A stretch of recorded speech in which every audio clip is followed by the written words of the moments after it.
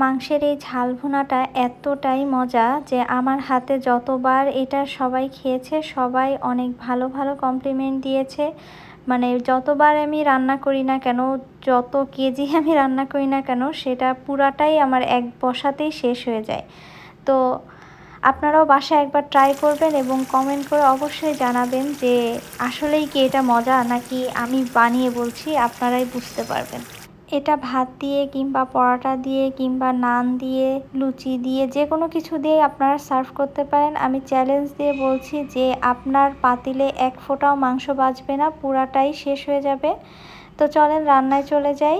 ফার্স্টে আমি একটু বেশি করে তেল দিয়ে এর ভিতরে সব গরম মশলাগুলো দিয়ে দিলাম। এরপর পেঁয়াজ কুচি দিয়ে আমি এক্সট্রা করে একটু কালো এলাচ এবং কাবাব চিনি দিয়েছিলাম।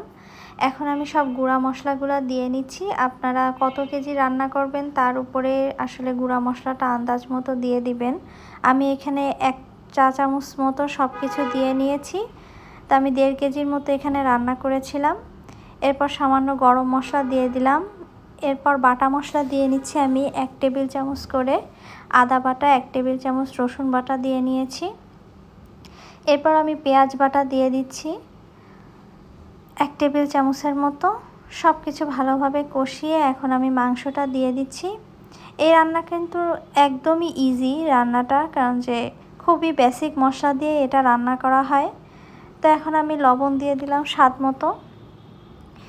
এখানে একটাই কাজ, যেটা আপনি কোনো ধরনের প্রেসার কুকার ইউজ না করে চুলায় আস্তে জালে অল্প অল্প করে গরম পানি দিবেন এবং রান্না করবেন। আসলে প্রেসারে একবারে দিলে প্রেসার কুকারে আপনার সেই টেস্টটা আসে না যেটা আপনি চুলায় রান্না করলে আসে। তো এখানে আমি কিছু রসুন কোয়া করে নিয়েছি এবং একটা রসুন আস্ত দিয়েছি, কিছু শুকনা মরিচ এবং একটু জিরা দিয়ে আমি সামান্য একটু সরিষার তেলে ভেজে নিয়ে এটা দিয়ে নিয়েছি। এর ভিতরে এখন আমি কিছু কাঁচামরিচ দিয়ে নিলাম। আস্তে আস্তে এটা রান্না হতে থাক, আমি কিছু সময় পর পর একটু জাস্ট নাড়াচাড়া করে দিব। এভাবে করতে করতেই কিন্তু আপনাদের মাংসটা সিদ্ধ হয়ে যাবে। তো আমার মাংসটাও কিন্তু অলমোস্ট রান্না শেষ হয়ে গেছে। এখন আমি জালটা একদম কমিয়ে রাখবো, রেখে আমি এদিকে যেটা দিয়ে খাবো, আসলে আমি পরোটা দিয়ে আজকে এটা খাবো। তো আমি এদিকে একটু পরোটা ছেঁকে নিচ্ছিলাম। আপনারা চাইলে সাদা ভাত, পোলাও যে কোনো কিছু দিয়ে আসলে খেতে পারেন।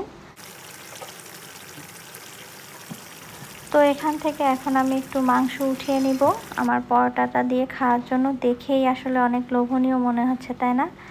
তো এই যে আমি নিয়ে নিচ্ছি এখন।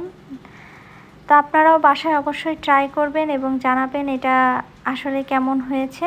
ধন্যবাদ সবাইকে।